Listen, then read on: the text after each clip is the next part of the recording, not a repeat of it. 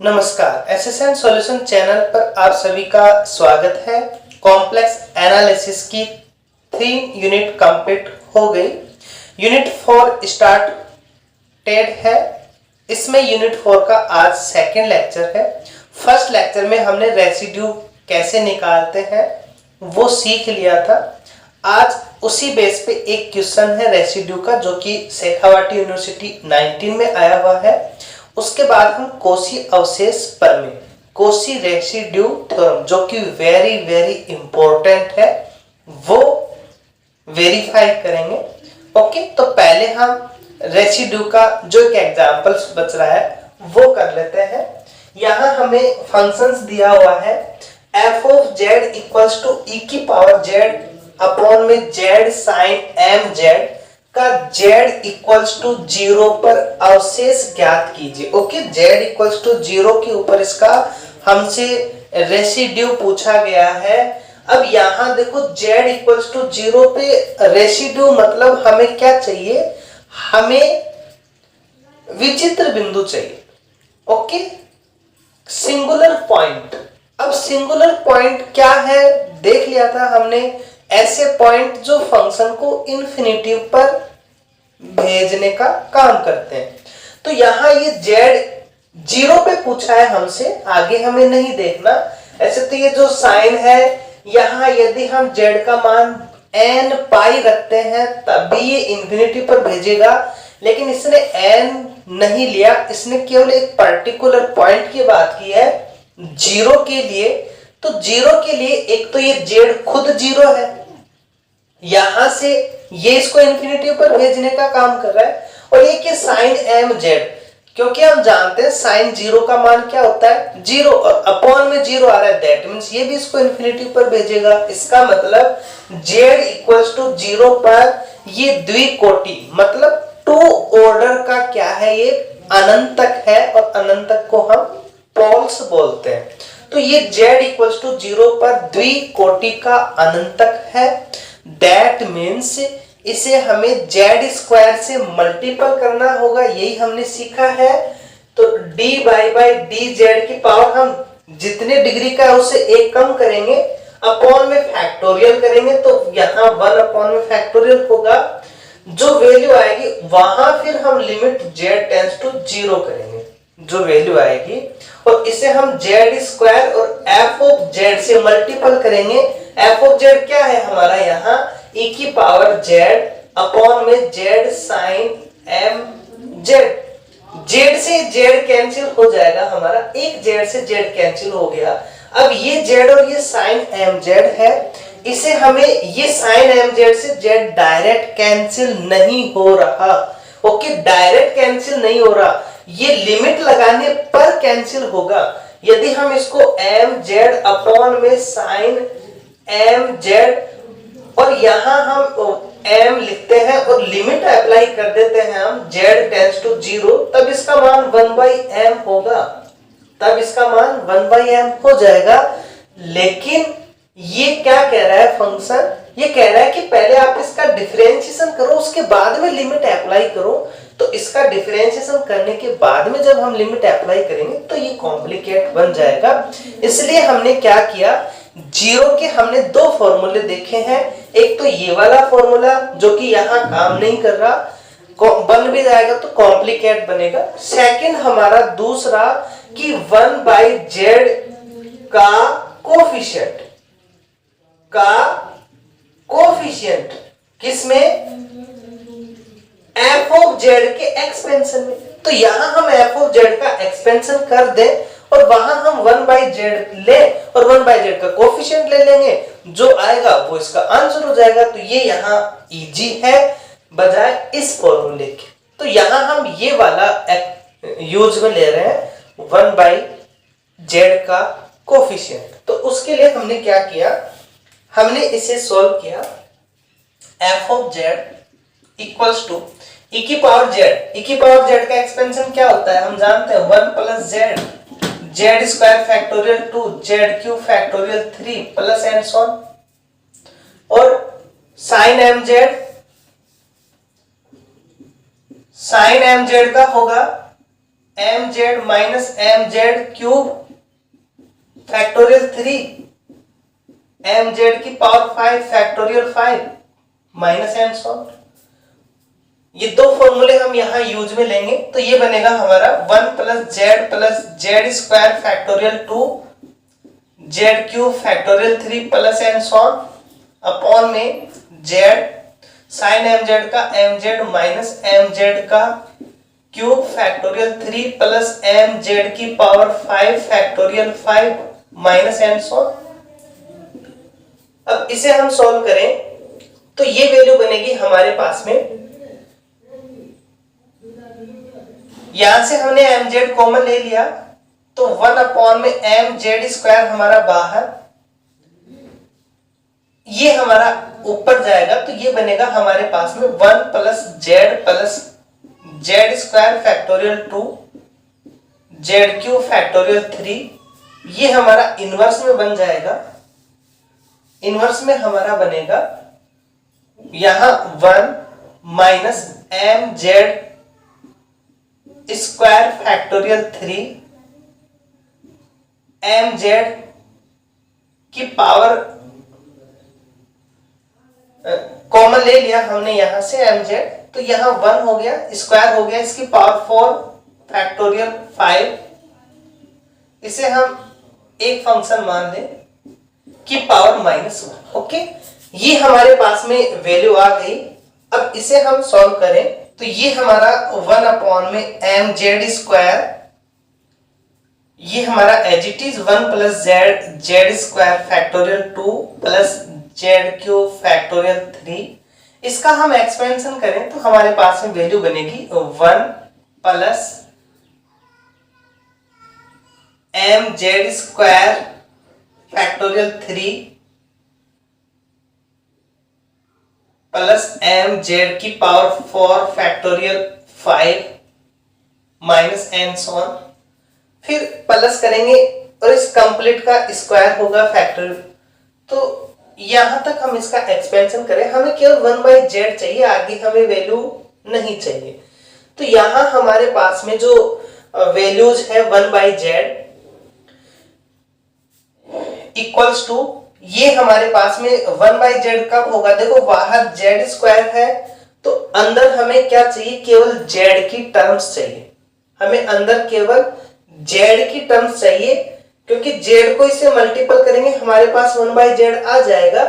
तो आगे का हम एक्सपेंशन करेंगे तो हमें 1/z, हमें केवल अंदर इनका और इनका मल्टीपल केवल z चाहिए, तो आगे स्क्वायर करेंगे तो z की पावर मैक्सिमम होगी तो हमें नहीं चाहिए उससे, यहां से हमें z मिल जाएगा। अब अंदर हमें केवल z चाहिए तो 1/mz स्क्वायर हमारा बाहर। अब z कहां कहां आएगा हमें वो देखना है, ये 1 आप किसी से मल्टीपल करो z नहीं आने वाला, इस z को आप केवल इस 1 से मल्टीपल करोगे तो आपके पास में z आएगा और कहीं z नहीं आने वाला। इसको आप किसी से भी मल्टीपल कर दो नहीं आएगा, इसको आप कर दो नहीं आएगा, तो आपके पास में क्या आया, केवल एक z आया, इसको मल्टीपल करोगे तो क्या आएगा 1/m। तो यहां से हम क्या लिख देंगे, डायरेक्ट यहां से इसे लिखेंगे हम इक्वल्स टू 1/m, यहां लिख देंगे कि विस्तार में 1/z का गुणांक। अब इसे कंप्लीट नहीं करने वाले हम केवल डायरेक्ट यहां देखें, केवल हमें 1/z चाहिए और 1/z कब आएगा, बाहर z स्क्वायर है तो अंदर z होगा, वो इसको कैंसिल आउट, एक को कैंसिल करेगा, एक z बचेगा, तो z कहां आ रहा है हमारा, यहां से।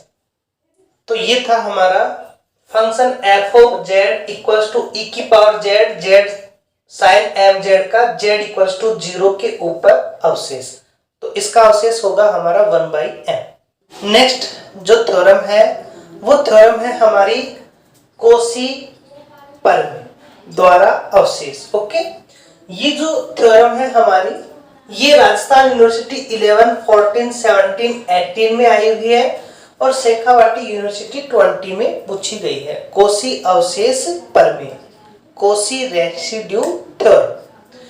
इसका जो स्टेटमेंट है वो स्टेटमेंट है, मान लें कि जो f ऑफ z है वो संवृत परिरेखा सी में, ओके, कोई सी संवृत परिरेखा है, संवृत मतलब स्टार्टिंग और एंड पॉइंट एक ही है, में अंदर स्थित परिमित वियुक्त विचित्र बिंदु, ओके, कोई क्लोज रेखा है सी, इसके अंदर स्थित है, परिमित है, फाइनाइट है, वियुक्त विचित्र बिंदु है, विचित्र बिंदु सिंगुलर पॉइंट्स होंगे, वियुक्त है, डिसजॉइंट होंगे, तो Z1 Z2 Zn, ओके, जो भी सिंगुलर पॉइंट्स है हमारे जो कि अलग अलग है, वियुक्त है, डिसजॉइंट है, वो है Z1 Z2 Zn के अतिरिक्त C के भीतर तथा ऊपर विश्लेषिक है।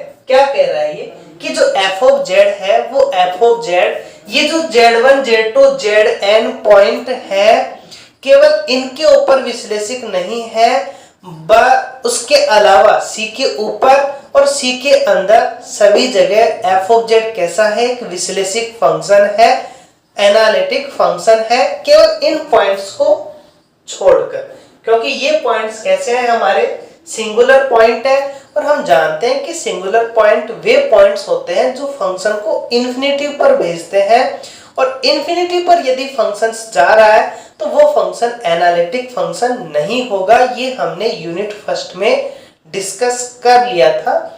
अब यहाँ आगे कह रहा है C के भीतर तथा ऊपर विश्लेषिक है, तथा मान लें कि जो Z1 Z2 Zn है, ये जो पॉइंट्स है Z1 Z2 Zn पर f of z के अवशेष, अवशेष मींस रेसिड्यू क्रम से R1 R2 Rn है, ओके, Z1 के ऊपर R1 है, Z2 पे R2 है, ऐसे Zn के ऊपर Rn है। तो आपको ये प्रूव करना है integration C f of z dz equals to 2 pi iota R1 plus R2 plus Rn, okay, ये है हमारी कोशी अवशेष प्रमेय, कोशी रेसिड्यू थ्योरम। इसमें Z1 Z2 Zn हमारे डिसजॉइंट सिंगुलर पॉइंट्स हैं, इन पॉइंट्स के ऊपर फंक्शन एनालिटिक नहीं है, इनके अलावा एक क्लोज परिरेखा C है उस पर, और इन पॉइंट्स के बाहर सभी जगह f of z analytic function है, और Z1 Z2 Zn पे जो हम रेसिड्यू निकालते हैं वो हमें R1 R2 Rn दिया हुआ है, तो हमें ये प्रूव करना है कि इस इंटीग्रेशंस का मान ये होगा, ओके। तो हमने क्या किया, हमें एक समवृत्त परिरेखा C दी हुई है, तो हमने एक परिरेखा C बना ली, ओके, ये हमारी समवृत्त परिरेखा C है।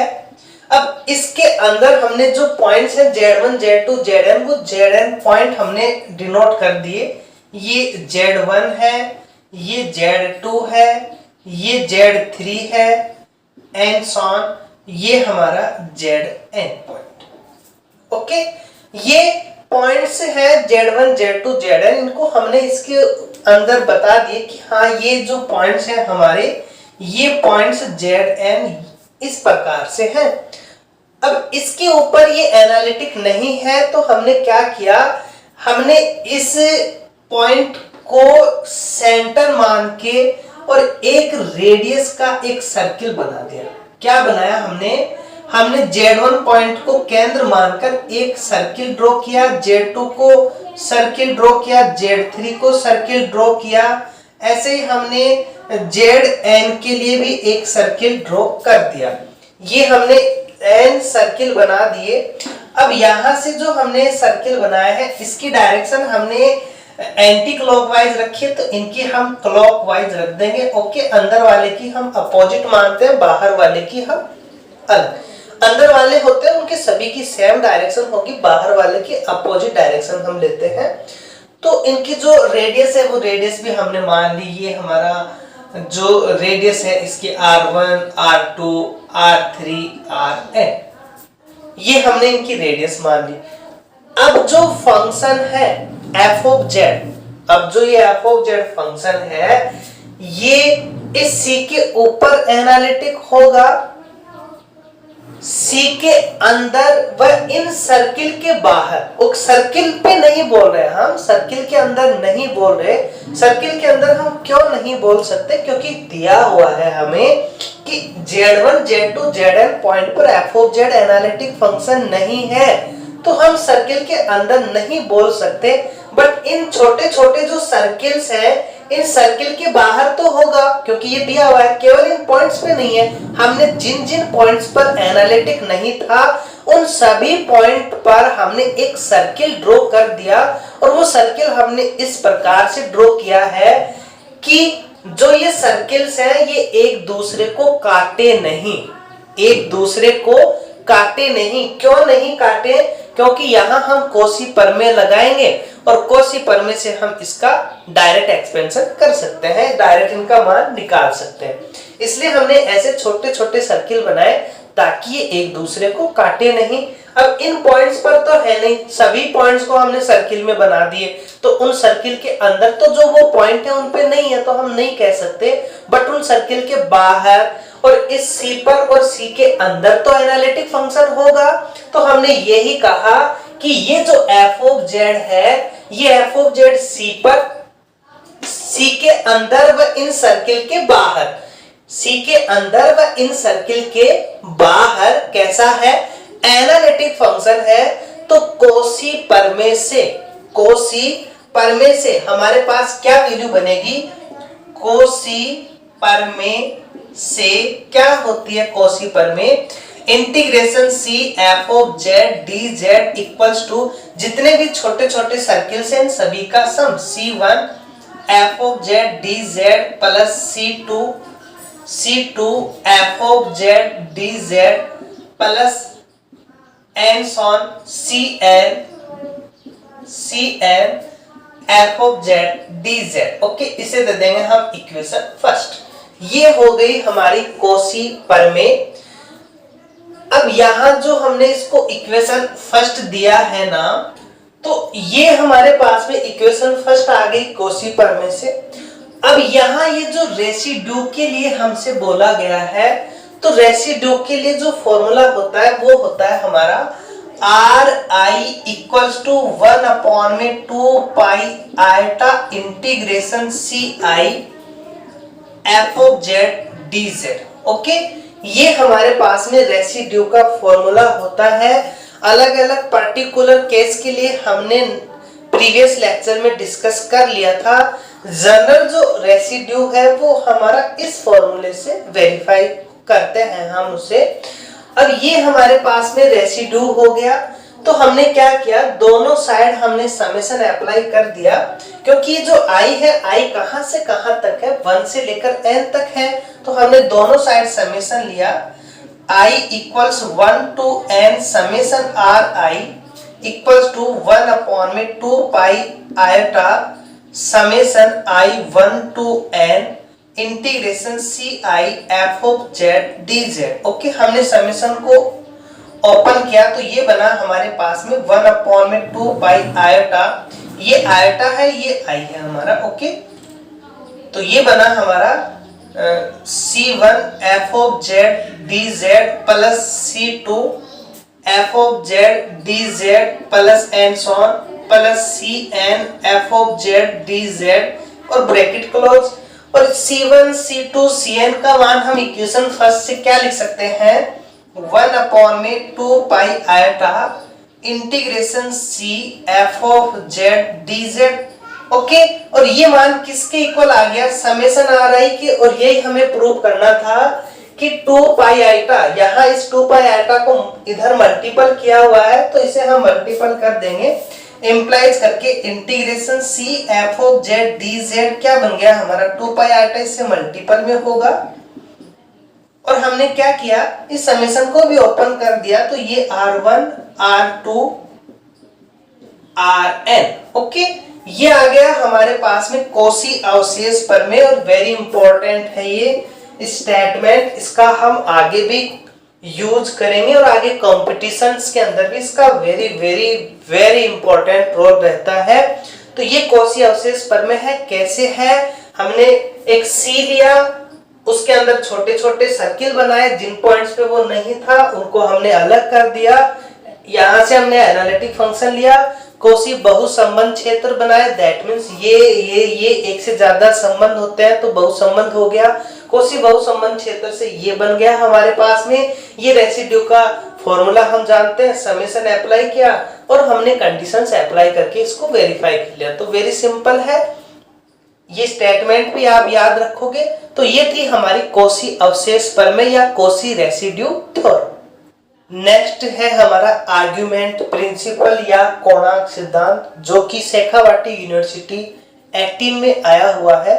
ये इंपॉर्टेंट है, क्यों? क्योंकि इसकी हेल्प से हम एग्जाम्पल और क्वेश्चंस भी करेंगे जो कि एग्जाम में पूछे जाते हैं। ओके, तो ये हमारा एक इंपॉर्टेंट टॉपिक्स है, कोणार्क सिद्धांत या आर्गुमेंट प्रिंसिपल। इसे कैसे हम वेरीफाई करेंगे वो आज इस लेक्चर में हम सीखने वाले हैं। तो क्या है कोणार्क सिद्धांत, आर्गुमेंट? तो इसका जो स्टेटमेंट है हमारा, यदि परिरेखा C के अंदर, ओके, कोई परिरेखा, वही हमारा एक कर्व है C, और C के अंदर स्थित परिमित अनंत को, अनंत तक मतलब पोल्स, ये कैसे है? फाइनाइट है कि अतिरिक्त शेष क्षेत्र में, इनको तो आप हटा दो, बचा हुआ जो क्षेत्र है, रीजन है, उसकी बात कर रहे हैं।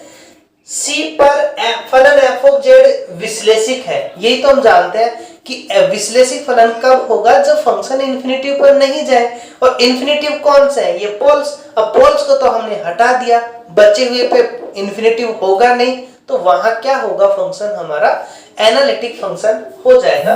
तथा C पर f of z not equals to 0। Okay, C पर फलन f ऑफ z विश्लेषिक है तथा C पर f of z not equals to 0 है। फर्स्ट लाइन तो ये इस पोल्स की बात कर रहा है कि फाइनाइट पोल्स है, उनको हमने हटा दिया तो फंक्शन क्या हो गया? हमारा एनालिटिक हो गया। अब क्या कह रहा है वो कि जो C है हमारा, C जो रेखा है उस पर f ऑफ z का मान नॉट इक्वल 0 है, तो n माइनस p, n हम रिप्रेजेंट करते हैं नल पॉइंट, मतलब ये शून्यों की संख्या को रिप्रेजेंट करता है।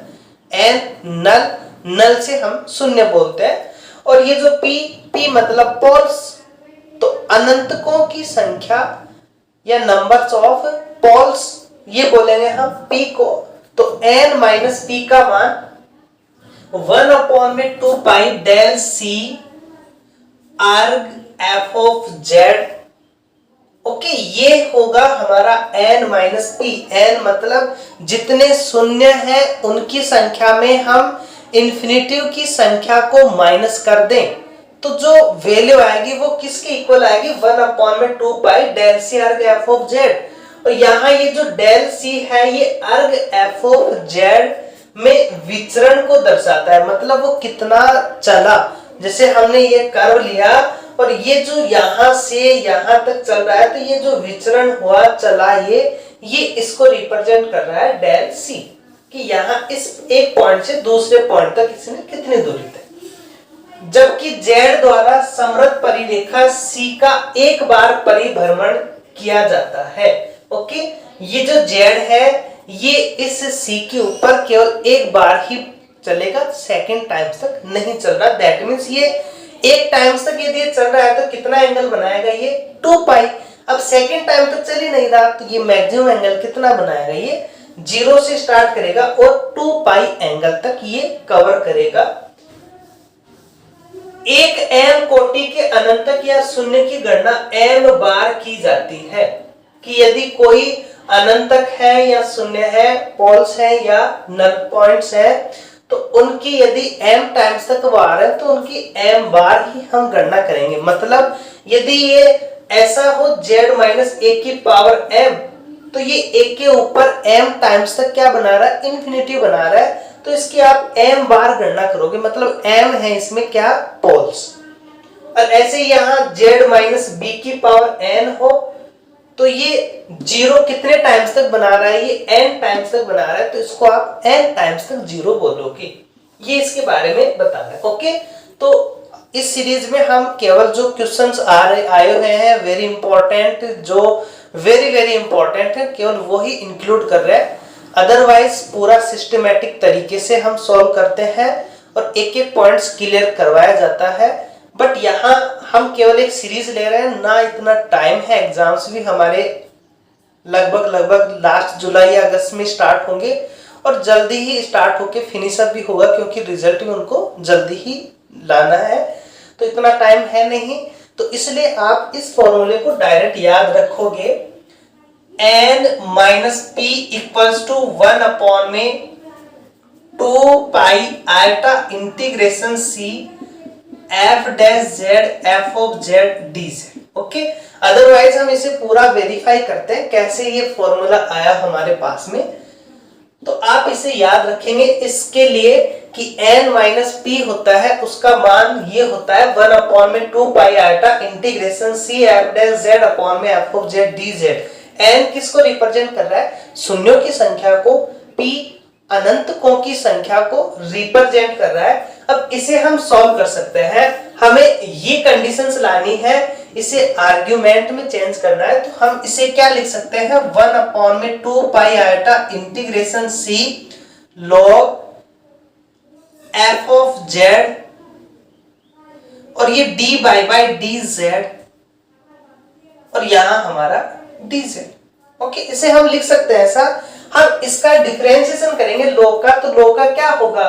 1 अपॉन में F of Z, log x का क्या होता है? 1 बाई एक्स, और फिर से एफ का करेंगे तो क्या बनेगा? एफ डैश जेड, और जेड का जेड के रेस्पेक्ट में 1। तो इसको हम D by D Z log F of Z लिख सकते हैं। ओके, ये हमारे पास में इसकी वैल्यू आ गई।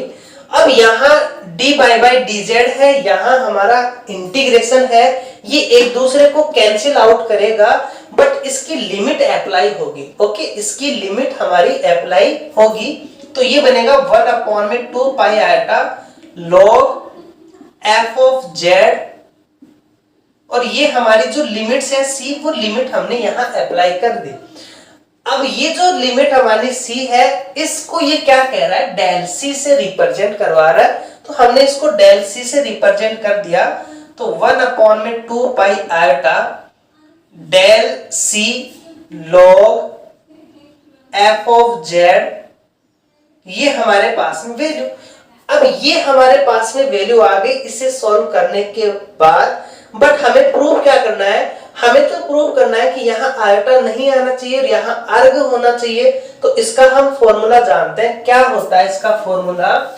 ये फॉर्मूला, ये हमारा जो जनरल फॉर्मूला जिसको हम सिंपली में मानते हैं, वो होता है हमारा log x plus eta y। ये होता है हमारा 1/2 log x square plus y square plus eta tan inverse y by x। ये हमारा नॉर्मल फॉर्मूला बन गया। अब यहां ये जो x square plus y square है, इसे हम क्या लिख सकते हैं? 1/2 log ये क्या है? x प्लस आयटा y, इसको हम z ही तो बोलते हैं, तो इसे हम क्या लिख सकते हैं? मोड z प्लस आयटा, और ये जो एंगल होता है, एंगल को हम आर्ग्यूमेंट भी बोल देते हैं। एंगल को हम क्या बोल देते हैं? आर्ग्यूमेंट। तो आर्ग जेड।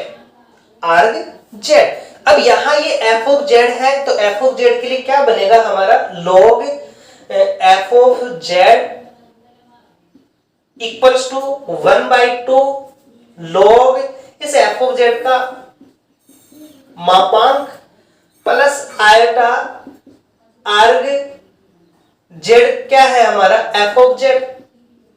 तो ये बन गया हमारा मान। तो ये हमारे पास में कंडीशंस आ गई। अब इस log f ऑफ z का मान हम क्या रख सकते हैं? ये वैल्यू रख सकते हैं। तो हमारे पास में वैल्यू बनेगी 1 अपॉन में 2 पाई आयटा डेल सी, ये हमारे पास में 1/2 log इस f ऑफ z का मापांक प्लस आयटा अर्ग f ऑफ z, और ये हमारा बाहर डेल सी। अब ये जो अभी तक हमने जो भी फंक्शन किए, z को हम थीटा में चेंज करते हैं, मतलब बाकी के फंक्शन को हम कांस्टेंट मानते हैं, लेकिन थीटा को हम वेरिएबल मानते हैं, और उसकी लिमिट c से हम 0 से 2 पाई कन्वर्ट कर देते हैं। अब तक हमने यही किया है, इसकी लिमिट हम 0 से 2 पाई कन्वर्ट कर देते हैं, तो इसको हम एक कांस्टेंट की तरह मानते हैं। ये हमारा एक कांस्टेंट की तरह बिहेवियर करता है log mod f of z, और ये विचरण को दर्शाता है। एंगल उस पर डिपेंड करेगा, वो कह रहा है कि एक बार ही वो चलेगा, z एक बार चल रहा है, दैट मींस वो एंगल में चेंजेस करता चल रहा है, ये हमारा कांस्टेंट होगा। और हम जानते हैं कि कांस्टेंट की यदि हम कोई लिमिट अप्लाई करते हैं, सपोज करो हमारे पास में 2 है और इसकी लिमिट हम 1 से 2 की वैल्यू निकालें, तो हमारे पास क्या होगा, कांस्टेंट है, कांस्टेंट पे आप 2 रखो 1 रखो जो मर्जी आए वो रखो, क्या आएगा, कांस्टेंट आएगा। और लोअर लिमिट लगाएंगे तो भी कांस्टेंट आएगा, इसका मान क्या होता है, 0। दैट मींस यदि कोई कांस्टेंट फंक्शन है और उसकी हम लिमिट अप्लाई कर रहे हैं तो उसका मान क्या होगा, 0, और इसका मान तो होगा, ये तो विचरण कर रहा है तो इसका लिमिट के ऊपर डिपेंडेंट होगा, ये हमारा 0 होगा क्योंकि ये कांस्टेंट की तरह बिहेवियर कर रहा है। तो इसका मान आ गया हमारा 1/2 पाई आयटा, यहां हमारा ये डेल सी, ये हमारा आयटा अर्ग, और ये हमारा f ऑफ z। ओके, यहां लिख देंगे सिंस करके, क्या, since del C 1/2 log mod f of z equals to 0, ये हमारे पास वैल्यू आ गई। हम जानते हैं कांस्टेंट का कोई मतलब नहीं होता, कांस्टेंट बाहर आ जाता है, आयटा हमारा बाहर आएगा, इसको कैंसिल आउट करेगा तो इसका मान क्या बनेगा, 1/2 पाई, ये हमारा डेल सी, और यहां है हमारे पास में r f of z। Okay, ये हमारे पास में वैल्यू आ गई, और ये हमें प्रूव करना था कि n माइनस p का जो मान है वो होगा हमारा 1/2 पाई डेल सी अर्ग f ऑफ z। ये होता है हमारा कोणांक सिद्धांत या आर्ग्यूमेंट प्रिंसिपल। अब इस कोणांक सिद्धांत या आर्ग्यूमेंट प्रिंसिपल का हम एग्जांपल्स में या क्वेश्चंस में कैसे यूज करेंगे वो हम सीखेंगे नेक्स्ट लेक्चर में। Okay, thank you for watching.